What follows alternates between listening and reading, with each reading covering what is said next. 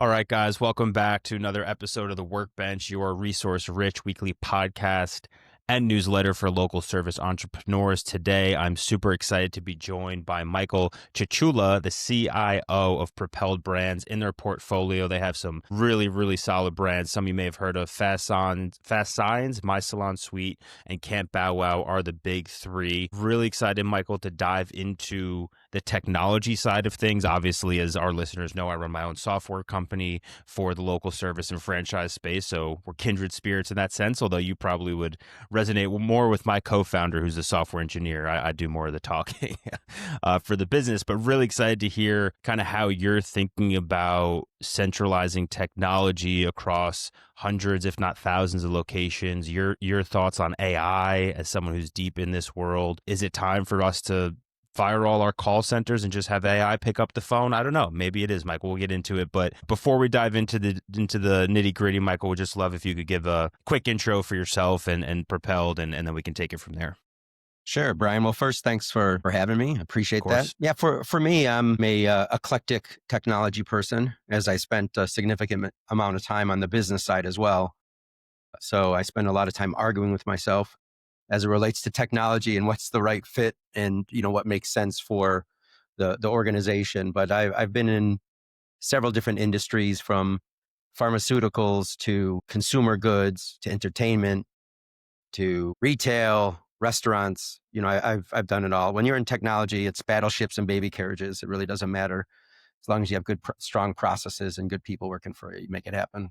So I've worked for of course, Propelled Brands, and prior to that, I was with Fat Brands and Dine Brands, which are restaurant organizations. But yeah, I'm glad to be here and have a conversation with you. Yeah, of course. And so you have had this wide swath of experience, which I'd love to dive into all of it, including the entertainment side. But for our listeners, more on the local service side, you've worked at the Coffee Bean and Tea Leaf, which is a coffee franchise, Fat Brands, which owns a bunch of restaurant brands. And so I'm just curious, like, you're from a high level perspective, from a local service, whether it's food versus, dogs versus hanging signs.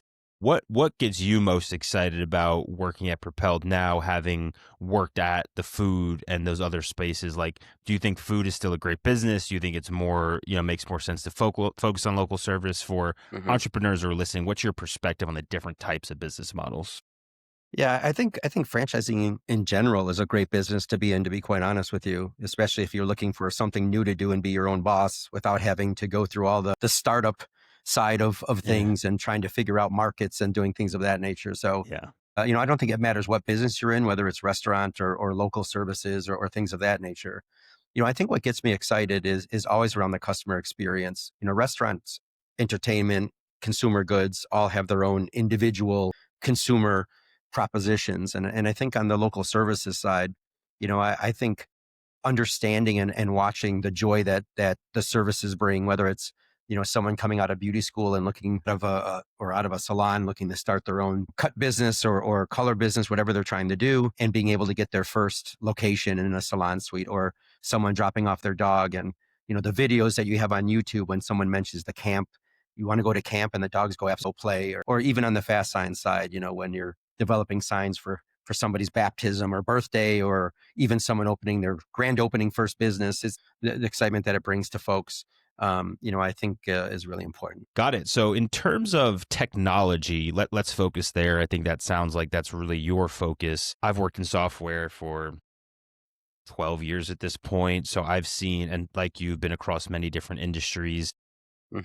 When you think about technology for your four brands and your company, like, what is the focus? Is it, hey, we need to have one CRM that sits across every single location so me and the C-suite can get drilled down data into, at what's happening at every location? Is it, hey, we want to let the franchisees pick the tools they use? For you, like, what's your priority with technology for Propelled Brands? Yeah, it's an age-old question, to be honest with you. There's something to be said about standardization when you have a franchise organization, just for numerous reasons, whether it's, economy of scale, that you could scale across multiple business models, that gives you the price differential that neither brand could get on their own. Also, the idea of support, being able to support numerous franchise concepts with a very tight and lean team. The more systems you have, the more support people you need, the more costly IT becomes, and really what you need to do is you need to keep your IT lean. So the way I look at it is I look at it through the lens of you have horizontal systems and you have vertical systems. Your horizontal systems are the systems that I'm talking about from a standardization perspective: CRM, point of sale, credit card platforms, things of that nature that are fairly standard regardless of what brand you use. Now, I would say that when I say POS, I'm talking within the brand, because you could have multiple POSs that's part of the vertical of a brand. But the horizontal truly would be a CRM, like I said, franchisee management system, or FRM, if you will, marketing platforms that you could just reskin and use the same, the same frame from a cost control perspective. It's things like that, finding the things you could standardize without losing the personality of the brand. That's what you have to do. And you can't mandate some of these things. What you need to do is make it powerful and the obvious choice so people come along on the journey. Because like all things, people don't like necessarily being told what to do, right? So there are some things you have to say, hey, we should all use the same point of sale system, or the customer experience is not the best. The same digital platforms, or else that experience suffers. Things like that. But there's other areas you could be flexible. Internet provider, for example, so ISPs, or, what type of hardware they want to use in their stores. We give recommendations, and then we go out and get that pricing for them by the economy of scale to make it the obvious choice. But that for me really is how you scale, a franchise organization, is really looking, how do you standardize without losing the personality of the organization. You've seen, I've been in the game now long enough to remember the mobile app revolution, the move to cloud, and now we're sitting in the, I think, early innings of a new revolution, if you want to call it that, with AI. Let's just cut to the chase. AI for you as CIO, overhyped, underhyped, or appropriately hyped? So I would say I don't think it's overhyped. I think what it is, there's an interesting meme that's out there on LinkedIn if you look for it, and it says, what do we want? We want AI. When do you want it? We want it now. Why do you want it? We don't know. That's really why. So one of the things that I actually did is I actually wrote a book. It's called Artificial Efficiency. It's on Amazon. The purpose of the book was to tell CEOs why they want it, right? So it's a guide to say, here's why you want it and here's what you want. Do you want an LLM? Do you want something that does generative AI? Are we looking for something that does more transactional type of AI? What is it exactly you're looking for? And here's some scenarios. But it's written in the sense of a CEO trying to figure it out. And it starts with the word pain. What pain are you having? So folks who believe that, AI is going to come in and it's going to completely improve, your flow through from top line to bottom line, are folks that really should take a step back and understand that AI does not replace people. It repurposes people. That's the main key.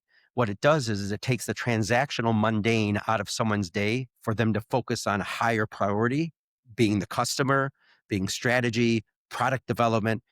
So they're now able to push the business forward at a much more accelerated pace than it does today, with them being caught up in doing a bunch of transactional work. So that's really how you have to look at AI. Is now, if you take 10% from that person, 10%, 10%, 10%, and the team is big enough, yes, maybe one person can be, redundant, right, in the work that's getting done. But even that person can get repurposed to a different team that you might have headcount needs on and be repurposed. So the idea of thinking that AI is something that just comes in and replaces all these skills and does all these efficiencies, I think is a misnomer, because even AI has to learn and it takes some time for it to do so. Yeah, if you look at the efficiency gains, like imagine balancing, a budget or crunching numbers pre-spreadsheet. Like it just probably took for like a long time. And now we do that with the spreadsheet. And like you still need to sit there. You still need to know how to use the spreadsheet. There's still a skill to it, but it's just like way faster. And so you can get done crunching the numbers, get the data driven insight you're looking for, and then take action on it, opposed to what I imagine would take, multiple hours of sitting there doing long division, subtraction, and addition. So yeah, AI, I think a lot of people are kind of having a Luddite approach to it, but it's like actually, I think it's just going to make folks more efficient. For you guys at Propelled Brands, my software company, we have an AI voice answering. I think it's really good for overflow after hours. I don't really tell businesses that you should replace your call center with it because a lot of times, even as a consumer, I have to take my daughter to the doctor. I got to take my dog to the vet. I need the pest control guy to come. I'm busy. I just want to talk to someone who can schedule a meeting and I can move on to the next thing. And I don't necessarily want to talk to a robot. For you guys at Propelled, where are you seeing AI drive those 10% efficiency gains you mentioned? And are there any use cases that you're really excited about? Yeah, I think, one of the first things that we looked at is to create a AI center for us to identify what the pain is. And most of the pain that we heard, yes, are in the call center. And really it is in not just the after hour overflow, but it is in the overflow of think of this. You're at a camp powwow. It's 7:30 in the morning. You have people going to work. You have 20, 30, 40 dogs coming in the door. The phone is not the most important thing you're answering, right? Right. You're answering questions, selling packages, people coming in. You're trying to get the dogs stowed away, making sure that they're taken in. Have they been fed? Doing all those things to make sure that people's pets are, part of their family, are being taken care of the way that they should be taken care of. So even times like that, it's critical for folks to be able to move along. And I think it really is a re-education of society. It's almost like the Uberism that happened when Uber came along and we started to really enter into the expectation economy. Now what people wanted to do is go on an app. They wanted to click something and something show up instantaneously. Same with Amazon. They wanted to order something within a day, it shows up, right? So that created this economy. Well, what happens is that economy starts with an Amazon, starts with an Uber, but people start to recognize, well, why can't I just do that with this? Why can't I just do that with dropping off a dog? Why do I have to go through all those steps? So what you start to see is in any product life cycle, you get the early adopters, you get the folks that are somewhat of not lagging, but are kind of the secondary adopters. Then you get, the laggers, and then you get, I just won't do it. Yeah. So, Still even using if, a flip phone. yeah, still even using a flip phone. So if you think about that life cycle, that exists in almost everything we do. It's just when you look at it as a societal economy, such as expectation, it takes a long time for it to happen. So, when folks say, oh, well, we're in this AI bubble, I don't think we're in an AI bubble. I think what we've seen is we've seen technology advance faster than we could learn it. So now what's happening is folks are trying to figure out what are the best uses of this new technology. And there's some really scary uses of this technology, because as we're trying to figure out how can we use this technology for good, a lot of folks are using it for bad. So we really have to take a step back and say AI in the security sector is where it is accelerating at a ridiculous pace, because on the nefarious side, it's being used to exploit folks for their security problems, for their vulnerabilities and things of this nature. So I don't think that it's a low wave or that it's a bubble. I don't think AI is any of those things. I think AI right now is something that, if harnessed correctly, can be a very powerful tool, but if misused, can really impact your business if you think it's a save all, fix all, end all, and you could start cutting headcount immediately to make your company more efficiently. I think that's short-sighted. For small business owners or entrepreneurs who may be listening, what are some things they should watch out for on the nefarious side of AI, and maybe things they should be doing to protect themselves and their business? Well, the first thing, if I just stick with AI for a second, always use a paid AI service, because what you'll notice is that if you have, let's say, Gemini, for example, not to throw names around, but Gemini, and there's a few you could really have, right? But if you talk ChatGPT, Gemini, whichever ones they have, when you get a paid service on the bottom, you'll see a little tiny tag that says we will not sell your information, or we will not use your information on the public platform. When you have paid service. When you don't have paid service, anything you put into that service, ChatGPT, and you're using a free version of ChatGPT, goes into the public domain.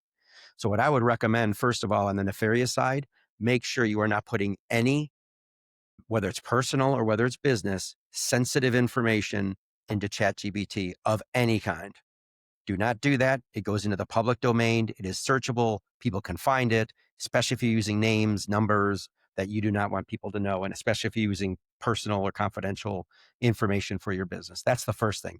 I would just make sure that you purchase a license for that service. Then they cannot sell your information, nor can they put it in the public domain. I would say that is the first most important thing that you could do when it comes to AI to protect yourself. That's number one. Number two, I would say also look for platforms that have multiple uses. Many times you'd have to cobble together and almost hire IT folks if you go out and you say, oh, I'm going to go get this AI agent, this AI agent, this AI agent. The best thing to do is to get a platform and also look at the capabilities that are out there for you to use Vibe or Cursor to actually write your own agents. They're not as difficult as you think. Learn how to do them. They're not as complicated as one would imagine. That would be the second thing. The third thing is definitely have your information in a stored service of some kind from a cloud perspective. If you have PII or you have something like that, which is personal identifiable information of a customer, just make sure you have it in some type of CRM or something that's behind the firewall, to make sure that folks can't get to it. And always be updating, always be patching, always be doing those things. When you see that patch come on your phone, if you own a business, when you see that patch come on your computer, any patches on servers you might have or in the cloud or anything that you might have, you make sure you get those patches installed immediately, because those are what's going to cause you the problem in the long run if you don't patch your system. Because that means they found a vulnerability out there. And those, like I said, those nefarious actors have AI out there scanning all the time to see if that vulnerability could be exploited. That's what I would recommend. Now, with software adopters, you mentioned the early adopters, the middle kind of batch, and then like the laggards and the people who just say, I'm never going to do this. I think Yes. particularly in the local service space, there's folks who totally get away with having a phone and even like a notepad, and they do their work and they show up, and they probably would benefit from using software to some degree, but like they can get away without it. For you, as someone who's in the technology side of these businesses, where do you see the value of software and actually having a big material impact? And also, where do you see software maybe being overblown and not quite worth the investment? For someone who's listening, it's like, hey, I'm looking into getting a CRM for the first time. How would you guide that person as to how they should think about software for their local service business? Yeah, no, I think that's great. I think, what I tell most of the folks when we're having conversations about what we should do is I say, look, franchisor gets one vote, franchisee gets one vote, customer gets 3 votes at the end of the day. So you should always lead from a customer centric perspective. Many times you need to make sure that your customers understand what it is you're trying to do. Because many times what folks do is they make their path to purchase, let's say, of getting somebody from hitting a website or going into a Google search engine to when they're actually putting a credit card in and hitting the transaction button, so complicated, but it looks cool. Make it Okay, easy. it Make looks cool. yourself Yeah. easy to buy from. Yeah, try and Yeah, tell people exactly. that's like, don't make it. Some businesses make it so hard to pay them. You're like, do you Yeah. want my And money or not? you think about that path to purchase. Yeah. Yeah, that's right. Yeah. Do you want my money? Like, But you make that path to purchase as easy as you possibly can. So I would say step one, understand your customer. Do not build technology and software for you. yeah, For you. You yeah. build it for your business and you build it for your customer. So make sure you talk to your customers. Make sure you talk to your most transactioned customers. Make sure you understand where their perspective is. Why do you use our service? Oh, it's easy. It's this, it's that. Okay, what if I were to make these changes? Would that be helpful? This one would, this one wouldn't. Talk to your customers. Really get that sentiment from them and understand whether it's worth not just the investment, but whether it's worth the learning curve, because that's the other side. The other side you have is you make this great investment, but then you lose on the top line because the learning curve is so drastic that you start getting runoff, you start getting defection. So you really have to make sure, if you're a small business, not to make that mistake of just doing something because it's cool. And again, I always tell folks, just because we can doesn't mean we should. You really have to talk to your customer and make sure. That's the first thing. The second thing is make sure it fits your budget.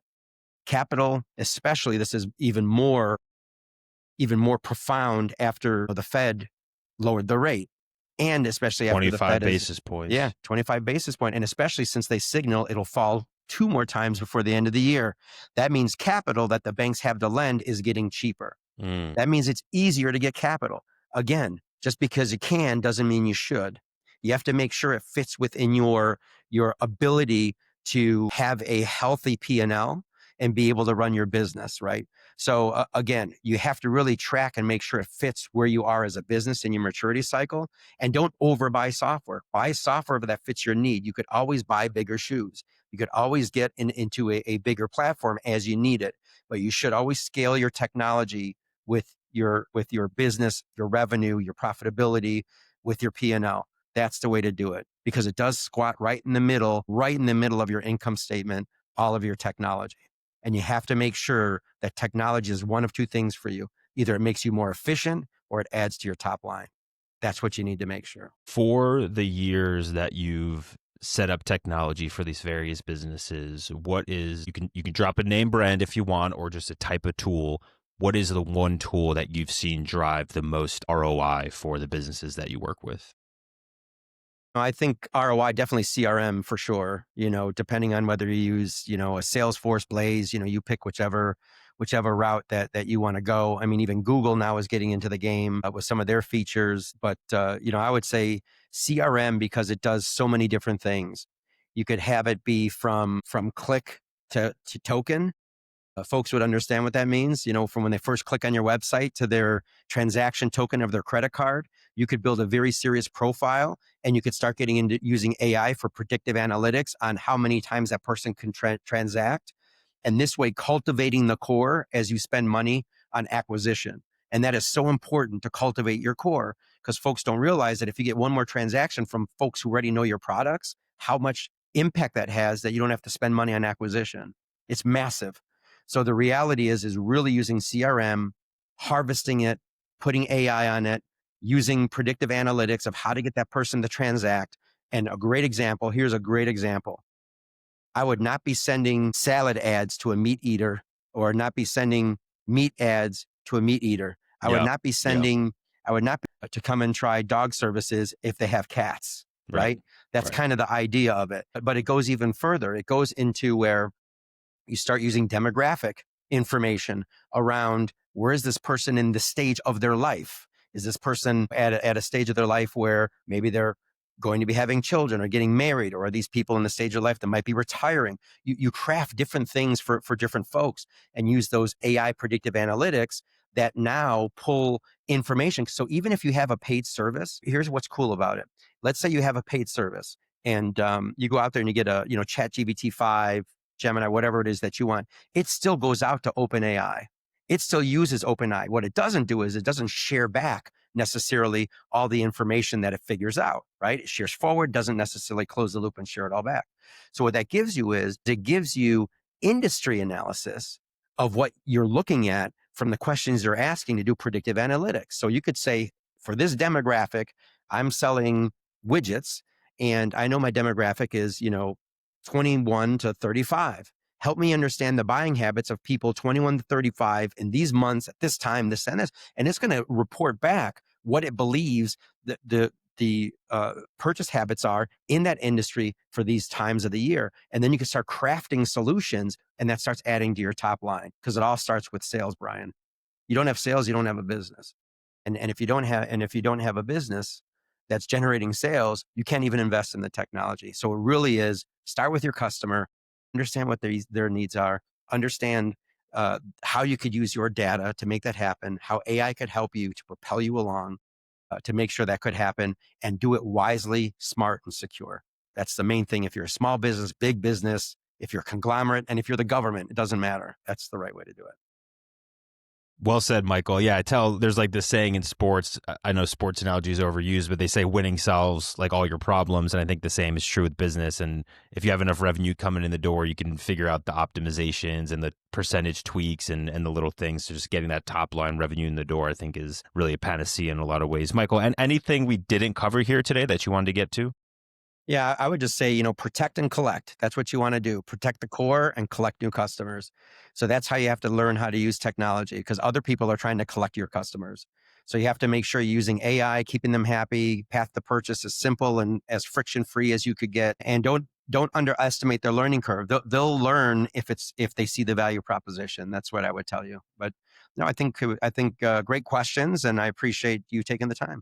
Yeah, of course, Michael. For folks that are listening and maybe want to check out your book on Amazon or connect Yeah. with you personally, where can folks find you? Well, I'm obviously Propel Brands. I'm on LinkedIn. Obviously, Michael Chachula, and I have other links to the books. And I do have a site, chachulagroup.com, that you could go in and see what the books are, and some of the other things. A few white papers are there as well. Cool. Well, Michael, we'll definitely look on Amazon, and appreciate you making some time out of your busy schedule to come talk to us, and hope you have a great rest of your week. All right, Brian, you too, and great podcast. Go and check it out. I appreciate it. Yeah, Thanks. thanks so much. All right, talk to you later. Bye bye.